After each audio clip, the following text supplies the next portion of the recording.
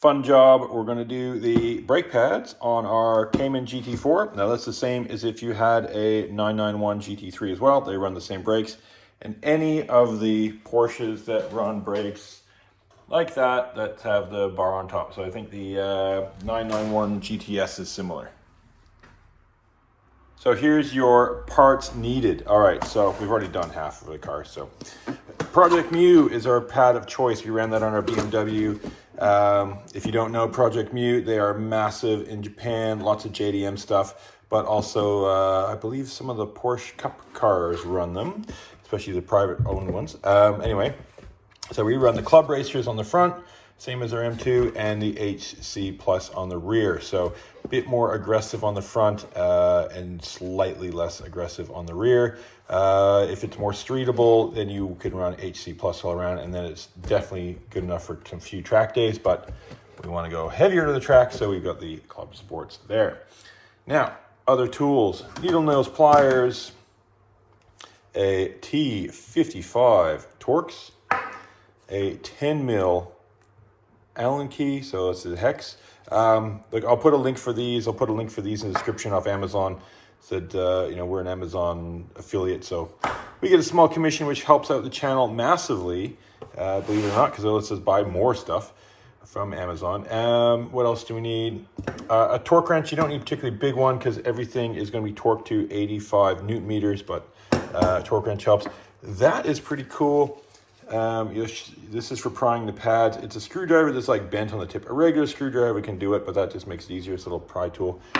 And a breaker bar. And this, you know, what is this? You need something to hang the caliper. So this is a chain for hanging your brake bottle, something like that. A short bungee cord, something like that. The calipers are fairly heavy, so, you know, cable ties just kind of won't quite cut it, and you don't have a lot of movement, so get something ready to go to hang them. But that's it. You don't need a lot of tools for this. It's pretty straightforward. Not as straightforward as our old Boxster, our 986. You can see the video for that when you go back through our channel. And that's because the front calipers don't have, you know, this keeps the caliper stiff, but it blocks the pads, where the old school ones on, if you have a Rex or STI or the old Boxster, the pads just pull out from the top way easier, but still not a particularly hard job. Now, on top of these and the pads, the workshop manual. Now, we do have a copy of the workshop manual. We got it from the emanualsonline.com. Highly recommend it because it's so freaking detailed. It's something like over 3,000 pages. It has all the procedures for this, and the procedures say do not use impact on the brakes, and you are dealing with a steel bolt into an alloy carrier. And it says to buy new hardware. So our car's got 30,000 kilometers. These pads are pretty fresh. We haven't really tracked this car. We're just going to reuse. So, but yeah, if you want to do it proper, you can buy new hardware from your Porsche dealer or somewhere online. But yeah, you want to, you know, your choice. You're a grown up if you're watching this, so you make your decision. But you want to keep the threads clean. Now, there is a nice video from Daniel at Jet Fuel Only. Goes through, he chases the threads with a thread chaser. Probably recommend that too if you've got more kilometers in your car, if the pads are, you know, a couple changes through. And you can also put a caliper stud kit from Renline. We might look at doing something like that in the future. We've got the Renline camber tops on our car, and if we you know, want to keep changing pads, not that we really will, because we're not going to change between street and road and street and road. We just keep these on all the time. Then if you are changing a lot, going to that caliper stud kit and the little brake line mounting kit, which converts that to a stud as well, might be worth doing. So anyway, really good videos of his on Jet Fuel Only. So give him a thumbs up and a like. Probably, well, they're way better than mine. His production is way better than mine. Mine's kind of pretty hokey that, but I am going to go through this step by step and show you what is needed to be done. Step 1, jack up your car, take the wheels off. Good chance to rotate the tires. Step 2, Open the fluid reservoir cap, just loosen it, and drain any fluid if need be. If your pads are really worn, so the pistons will have a lot more fluid in them, you're going to want to maybe take a little bit of fluid out. We've got a little suction pump. I'll put a link to one of these, and here you go, have a look at that. This is what we use to kind of suck some of the fluid out, and you just get one on Amazon cheap. Worthwhile having. They're not expensive, and it's good to have in the garage. So now you've got that done, and then we want to have a look at the brakes. So we'll do the fronts first. Not a must, but I do recommend some gloves. Brakes are dusty and that gets everywhere, and it's really can be irritating, but it just also gets in around your fingers, fingernails, everywhere. It takes forever to scrub out. And you might want to get some eyewear if need be, but yeah, you're a grown-up, so you can make your own decisions there. Okay, so here's what we're looking at. Now we are going to that's the caliper. Your pads are in there, and we got a few bolts to have a look at. It will make it easier to put the key in the ignition so you can turn the wheels. So here we go, full all the way out. Why are we doing this way? Because the caliper's over there. Because, see that? That in the middle? That's one of your brake line bracket bolts. So it's a 10 mil. You can whip that out, and then you would take the other ones. All the other ones are from the other side. When I put it back together, I found that putting that one in first made lining up the other ones much easier. That's just a 10 mil. It's a bit tight in there, but you can get your ratchet on. There we go. And these are not torqued in very tight either. So when I start putting it all back, I'll put all the torque specs on the screen. But again, all those torque specs I got, they're legit. They're the ones from the manual. So they're not the made up ones. They're not the ones I found on the internet. They are from the workshop manual for this car. Yeah, that's pretty good. Yeah, I recommend them. Like I said, emanuals.com, DSDS.com, and yeah, I'm going to put a link to that in the description as well. There we go. There's one. Put that aside. You're going to need it later. So yeah, that was kind of weird to take out. You don't want to get these crossers against steel bolt in alloy. You want to be careful putting them back in. Now, here's the business end. So we've got the front uses the 10 mil hex. The rear uses the T55 Torx. So you've got 1, 2 bolts there. That's all it holds it on. But because you have I don't know why they did this. Every other car has a bloody flexible brake line. These have a rigid one. You need to remove this brake bracket until you get to the flexible. So we took that one bolt out, and there's another one right there, kind of tucked up behind. So you need to take that out.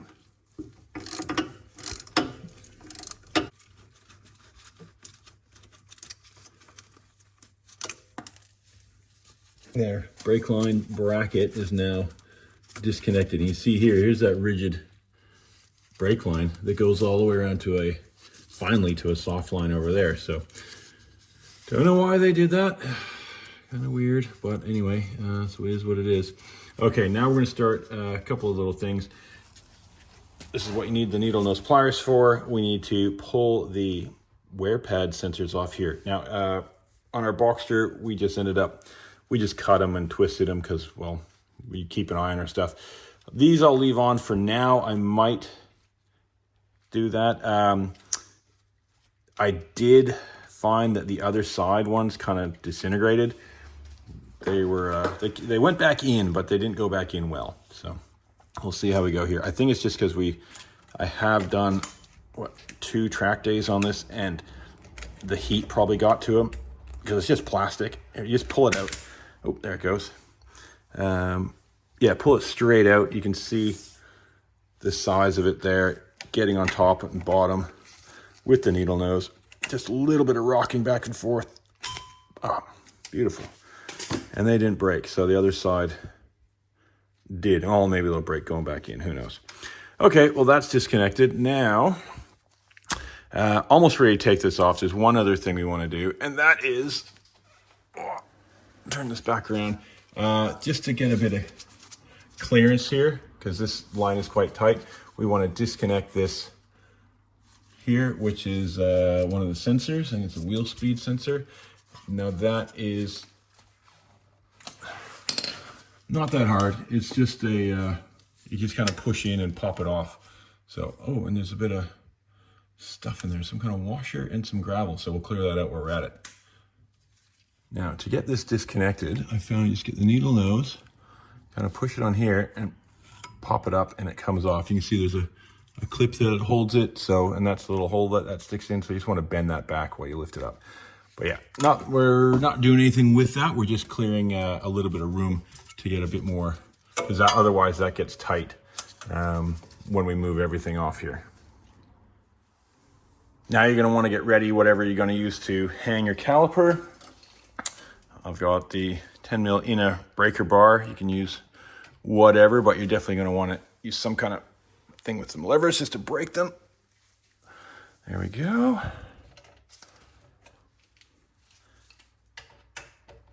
They're not torqued in super tight, but why not make it a bit easier, right? Okay, now we can switch over to a ratchet and pull those bolts out.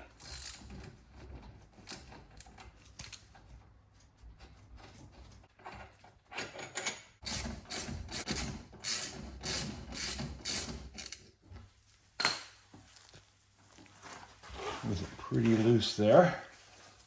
Just want to be ready. Make sure that's snug.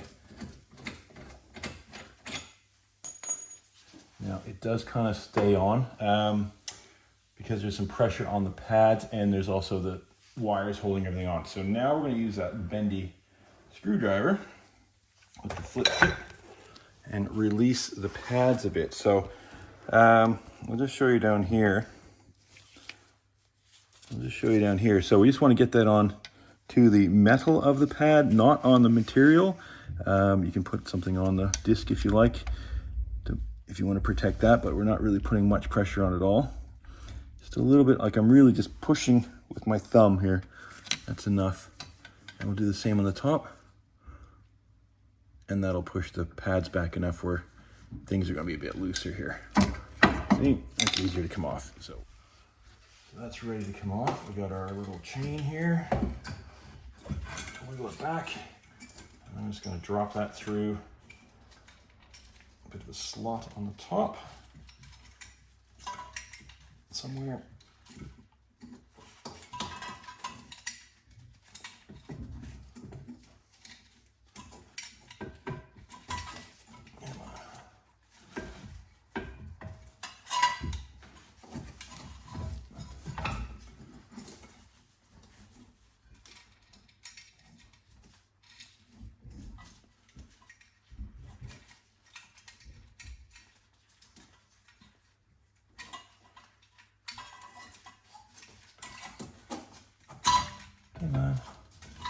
It's got a bloody big ring on it, so it gets caught.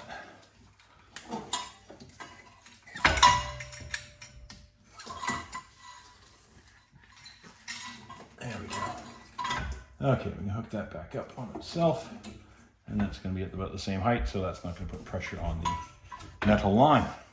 Okay, now time to remove the pads, and if you want to clean it, now's a good chance to clean it. We're not going to bother, it's fairly clean anyway, but yeah, if you want to clean, now's your time. The pads are really only stuck on two pegs, kind of the top and bottom on both sides, and really you can just kind of just push those with your thumb and grab your finger and out they go. That's the pads out. Now we're going to put those aside. We can put them back with the car. Now we need to retract these pistons a bit. You can see the light colored pistons in there. So all we need to do with those is literally just push with your thumb. They're not a lot of pressure. This is where you need to have that brake fluid up top drain back a bit if in case you know, your pads are really worn, but these are barely worn, so it's only going to push back a very little amount of fluid. So there's 3 on each side that you need to push back. So just do it with your thumb. Don't need to get it pushed into the caliper, just flush with the edge, because the pads aren't going to go in the caliper, and you don't want to disrupt the piston and all the seals and stuff too much. Okay, there we go. So yeah, if you want to give that a clean, you can. Said I'm not going to bother. If you want to grease these pins, you can. The Project Mu stuff being a bit more racy, and this is why you have gloves on. But the Project Mu stuff says do not, and in the workshop manual too, do not grease the back of the pad. However, you will get some noise with that. So put them in. Obviously, the material faces the rotor side. And there's a little spring on the top, so it needs a little bit of force usually to get on the second one of the little pegs on the caliper. There's one on, and we'll push here. There we go, there's two on. So yeah, that's it. Like, do that for the other side now. Well, it takes a second, so not hard job at all. And you know, workshops and dealers really charge a lot for this, and it's definitely something you can do at home. It doesn't need fancy tools.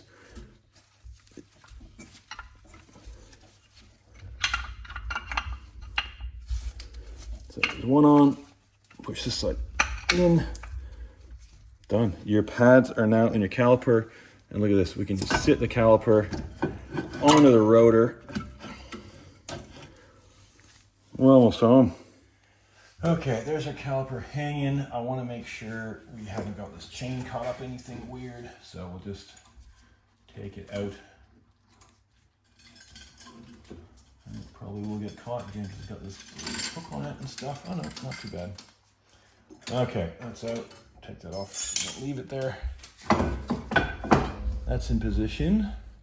Now we just need to line up the bolt holes. The bolts are the same. It said where you were using these, but check the threads if you're all marred up and got problems. But these look actually like they're brand new.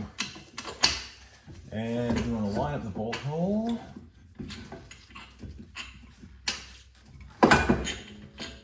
And then you can look down the hole and see.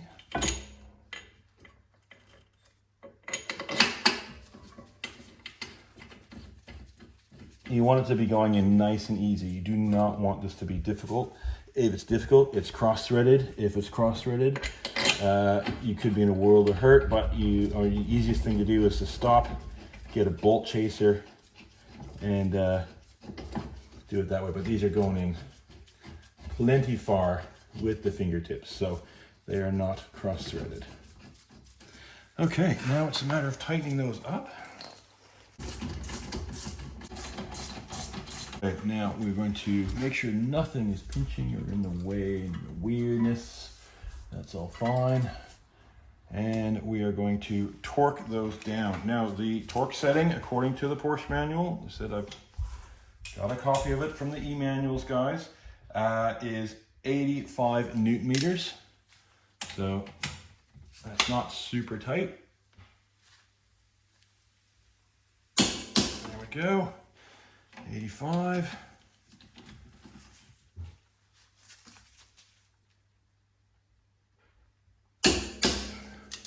You know, there you go. That's the caliper on, pads installed. We need to get a few things put back on. So we're going to put in the pad wear sensor, and it's hard to see on camera, but it's easy to see here. Just a little groove that it fits in. And then you want to get your needle nose pliers and kind of opposite of how you took it out. Just wiggle it and push it in. There we go. That is in. And then this side.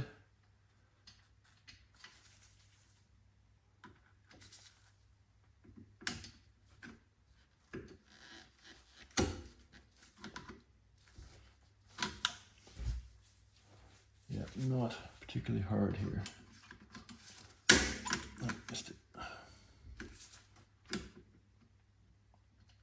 Yeah, see that one is that's broken. So the edges of it are broken away.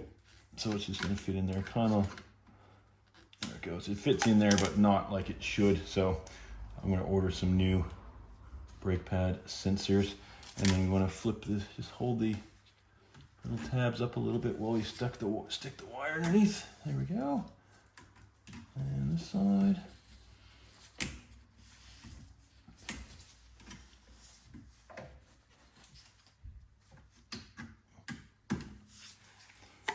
So I'm trying not to edit this video down too much, so you have a really good idea of how long it's going to take. I said I am not a mechanic.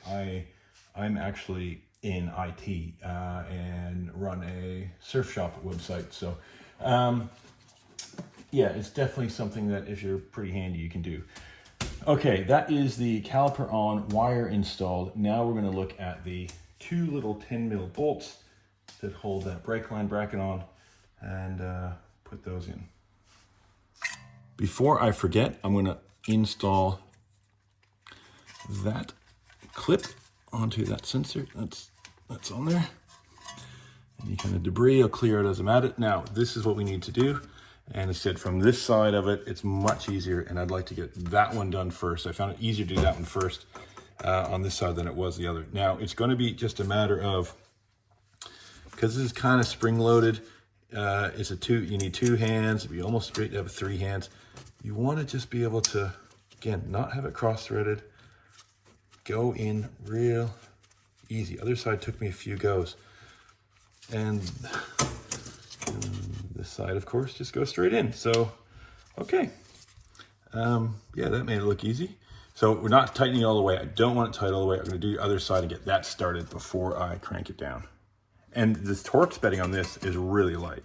The torque setting on these little mounting screws is 10 Newton meters. So that's kind of, my torque wrench doesn't go anywhere near that. It's just kind of like hand, not even cranked down, hand tight.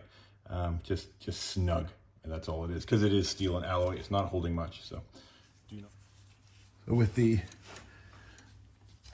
caliper now turned, facing out, I'm going to try to get this one in now. So it's a little bit, once one's in, this whole thing is kind of oddly spring-loaded, bent kind of weird, under tension.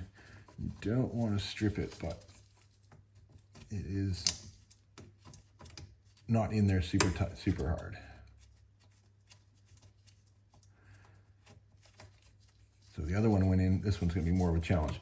Just take your time, give it a few goes, put pressure on it, take pressure off it, move it up, down, wiggle it as you try to turn it in. It'll get there. Whether you got to pull it up or push it down, it's going to get there.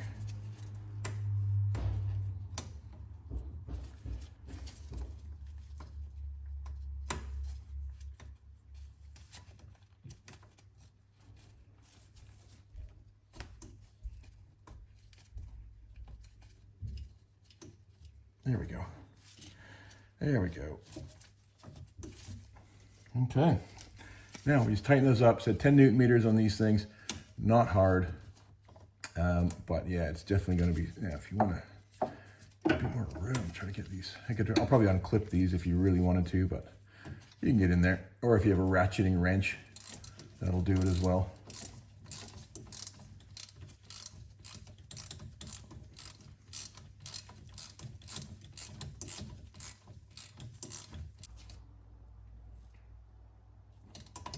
There we go. That one's on. I'll snug up the other one. That's your front brakes done. Now I'm gonna ask you for a favor. It's not a big one, but to justify me doing these car videos to the missus, can you please just like the video? I mean, you don't need to subscribe, that's fine. But if you found it useful, remotely entertaining, just somewhat interesting, just hit the like button and I can justify my existence and my time and money spent on toys to the missus. That's it. Now back to the show. Welcome to the rear brakes. If you made it this far, you're actually more than halfway done because the fronts take a little bit longer. Not too hard here, not too dissimilar. So you've got two bolts up top which hold this brake line on, and then you've got two T50 Torx instead of the hex bolts here holding the pad, the caliper on. So we'll, like the front, we will start with those bolts up top, and that's just a 10mm socket, that on an extension, and off she goes. Okay, you want to see where they are? There's one there, and there's one there. So much easier to get to because you can see them. And again, there are only 10 Newton meters in there, so they're not in very tight.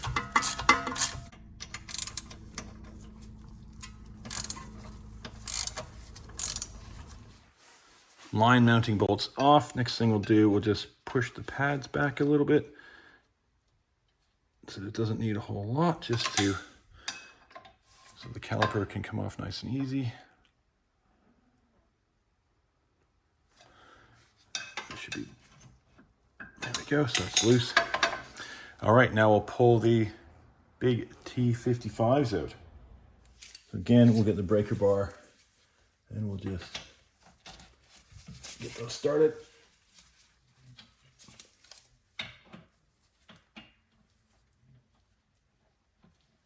Get in there.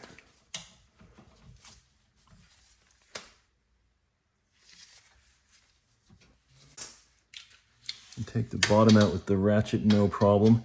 And we'll leave the top in until we get our little hook and chain in place.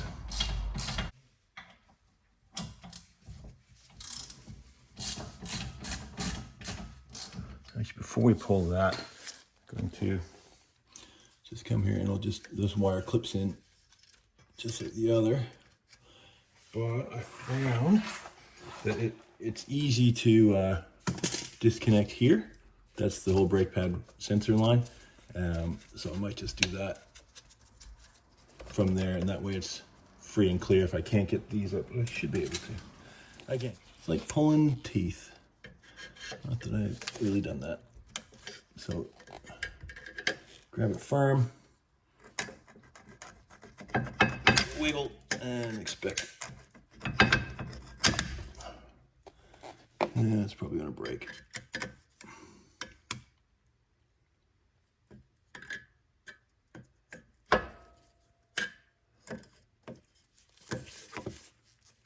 Easier to get this way? No, gotta go this way. There we go. Really try to get down in on it. And try to get the wires on this side.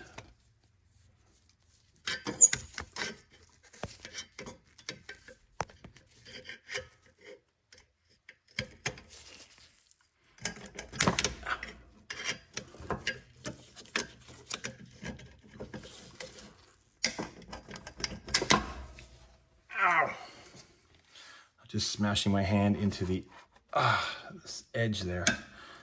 All right, I just pulled the other bolt. I couldn't get the other wire out, so I'll take it out off the pad once I get the pad out. So it just takes a wiggle like the front. Get these off those pegs, and then they drop usually straight down to make a bang. Come on.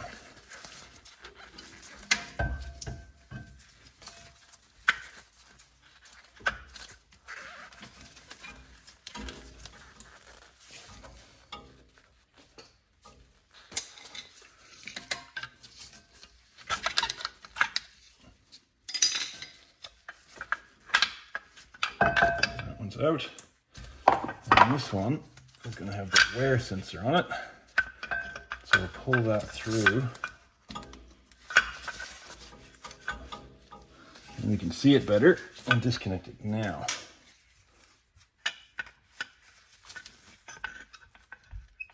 There we go.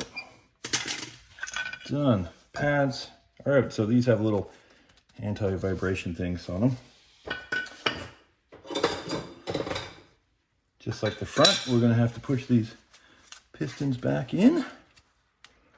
Just basic thumb pressure, it's all it needs.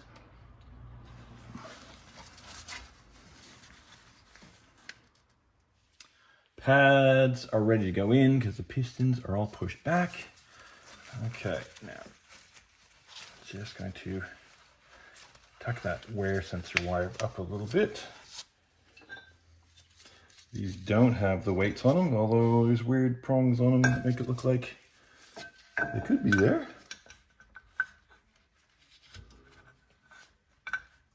Now you can grease. So these little prongs that they're sitting on, I'm not going to because I'm not.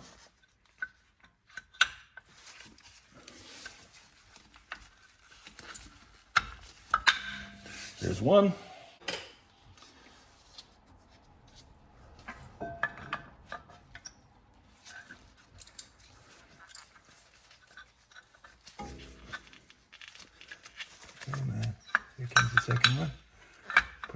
on and push to get the spring.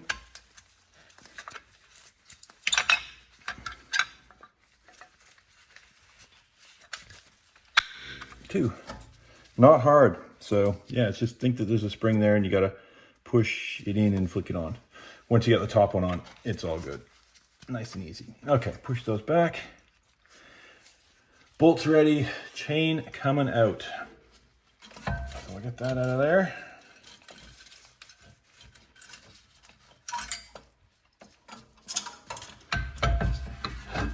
In position, look at that. Now, where is our brake pad cable, sensor cable? That is in the wrong spot. That's gotta be down below. So it's gotta be coming out here, and I got it coming out here. So that'll just take a little redo. Have to redo that pad, yeah, that's okay. Let's try again.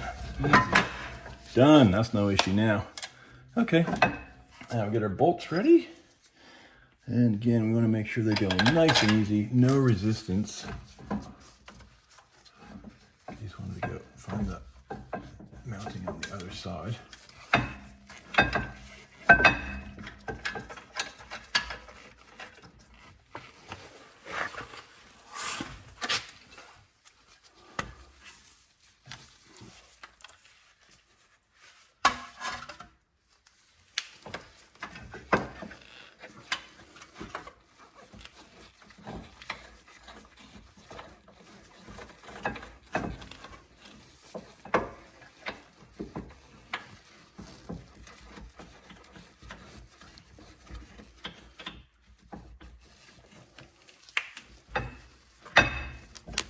There we go, the top one's going in nice. No effort. Bottom one, hopefully does the same.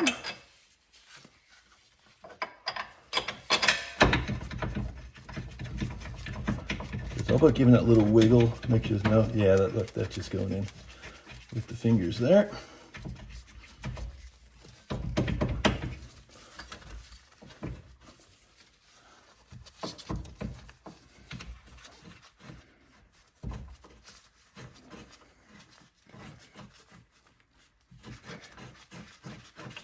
Top one I'm just going to redo, get a little bit, have another go at it.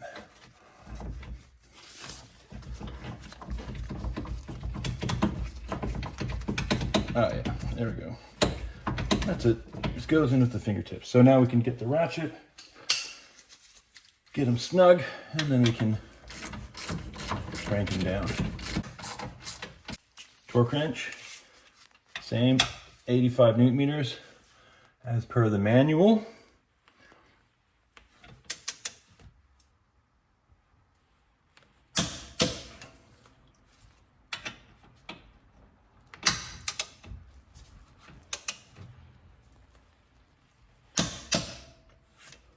And calipers on, pads are in. Only thing left to do, we got the wire here and then the brake pad stuff up top, the lines, the line bracket has to go up top. All right, so we'll get going on plugging these guys in. So we got one that goes in here. It is a little groove, it goes in there, so we need it to fit in there. Just kind of lines up and sits in, then we get the pliers and push it.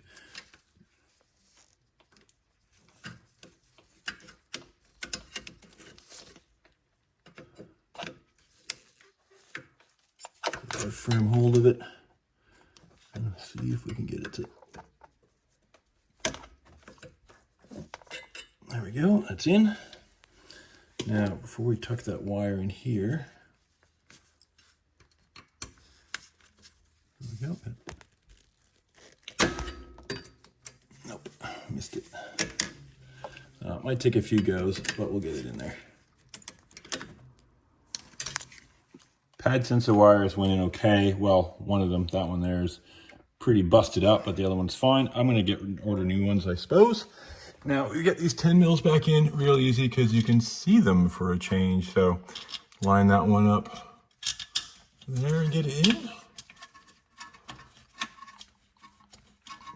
There we go, that's started. Let's go get our chain out of the way. Don't want to leave that in there. And our other one goes over here.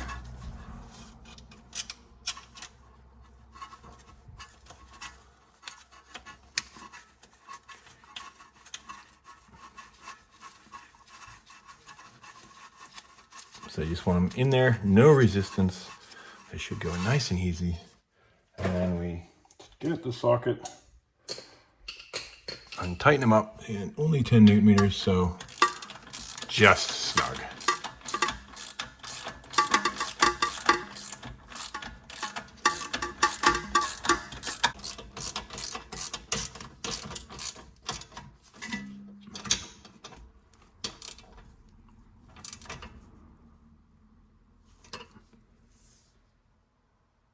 Okay, there you go. Front brake's done, rear brake's done. One more thing left to do, and that is to close the cap on your brake fluid and give it a couple pumps and make sure you got some pedal pressure. Won't have any pressure and it'll build pressure. You might, if you've, you said you might have had to take some fluid out, so top it back up to where it should be, but that's it. Now, there's a bed-in procedure for brake pads. Every pads have their own. Manufacturer should give you that. Follow those instructions. They will bed in to get the material onto the rotor much better, and it'll last longer, so it'll kind of heat cycle through. But that's it. That's installing brakes on, in this case, a Porsche GT4, but same as a Boxster Spyder or GT3 991 or any of the Porsches with these big ass calipers that have the kind of bridge across. You got to take them off to fit pads. There we go, brakes done and dusted on the Cayman GT4. Now, if this helped you, yeah, give it a like. It'll help others find it. If you found it either entertaining, yeah, hit the subscribe, because I've got a lot more content from this car and all the other project cars we've had. And you can, if it saved you a packet of money, you can always give thanks, and that's like leaving a tip. So that would be great. It helps keep the channel going, and helps us keep on making videos like this. Otherwise, without you guys' support on YouTube, we can't keep going, because it's getting expensive.